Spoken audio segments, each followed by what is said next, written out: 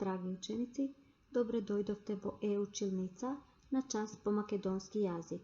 Јас сум Бурбушќа Алију, предавам македонски јазик во Основно училиште Истикбал Тетово. Денес ќе учиме за една современа драма, Парадоксот на Диоген од авторот Томе Арсовски. Цели за овој час се ученикот да препознава современа драма, да ги препознава и посочува особините на различни драмски текстови, самостојно, писмено и усно изразување, да согледува, испитува особини на драмата како литературен род. Што е тема, идеја на ова драма? Тема е судски процес низ кој се утврдува вината на младичот инженер Драшко Каровски. Идеја е колку материјалното изобилство може да доведе до деградирање на личноста и неговите морални норми.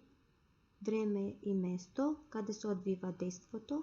Дејствието се одвива во 60-тите години во судница во Скопје, Македонија. Драмата започнува врз судски процес низ кој се иследува степенот на вината на главниот лик во ова драма, младиот инженер Драшко Каровски. Како проектант на хотелот Сплендид, затоа токму за ова причина беше обвинет за уривање на хотелот каде што имаше 20 загинати и многу голема материјална штета на хотелот каде што беше изграден. Јатката на целокупната драмското дејствие во драмата е прашањето дали воопшто е виновен Драшко и колку за својата вина е виновен самиот, а колку социјална средина во која тој обстојува. Животописот на овој млад човек од времето на неговите студии во Љубљана. Драшко Каровски е прикажан како извонредно способна и необично надарена личност која ги завршува студиите без стипендија, туку со своја самоиздршка, работејќи и студирајќи. Како еден од најдобрите студенти, како голем ентузијаст, полн со идеали да се остварат во животот големи нешта, тој се запознава за време на студиите со нему сличен ентузијаст студентката и подоцна инженер Борика Корда, воспоставуваат меѓусебно цврсто пријателство и заедно доаѓаат во Македонија.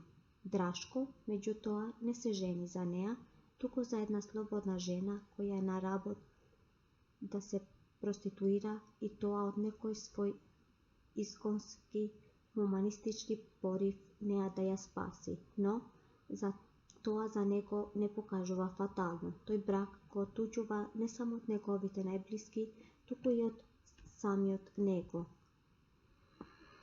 Драшко Каровски е современ Диоген, кај што го бара човекот надвор од себе си. Драшко Каровски се обидува да го најде човекот во себе си. Судија, Јустисија, овде ќе видите човек што се обидел да заборави на животот како на лош другар. Побарајте го во себе си и судете му строго и праведно како таа што суди. Сведок е Владимир Крстин Борски. Борски е инженер, архитект, директор на Заводот за висока градба.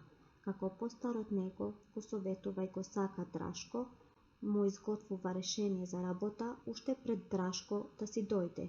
Влегуваат во остар дуел, што личи повеќе на Кавка, затоа што Драшко сака да добие 3-собен стан без да чека, па Борски се откажува од својот.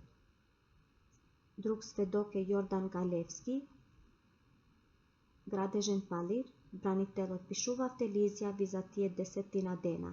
Данчо, па моравме, се поангажирано, но ние не пишувавме против Драшко, тој може да мисли што сака. Но ние, јас и Славко Лилјановски, не бевме шпиони, напротив, го криевме него. Пишувавме дека Божем дошол на градилиштето, извршил проверка. Така ли е? Лажевме дека нашол такви и такви неисправности и ги казнил тие и тие работници, а него по цели денови го немаше. Нека каже и самиот, така ли е? Ние не дадовме ниту еден збор против Драшко, ниту збор. Сведок Даница Каровска. Брак без љубов, иако таа го тврди спротивното, нема ни семејно почитување. Сведок таткото, бранителот, тогаш зошто не му помогнавте? Знаете ли дека вие сте првиот виновник, првата причина што син ви го доведе овде? Ја мразевте жена му од првиот ден, а со тоа што го мразевте и син ви, зошто не му помогнавте? Таткото вели: ако сите умови ги изнесевме на пазар, секој ќе си го купеше својот ум. Едно дете ми остана, го гледав како капка вода, ми беше тешко да и го дадам на она. Сведок Борика Корда, градежен инженер во државни железници, негова најдобра пријателка и прва и непреболена љубов. Драшко: каков е тој куп месо што се вика јас? Кој сум? Што си ти?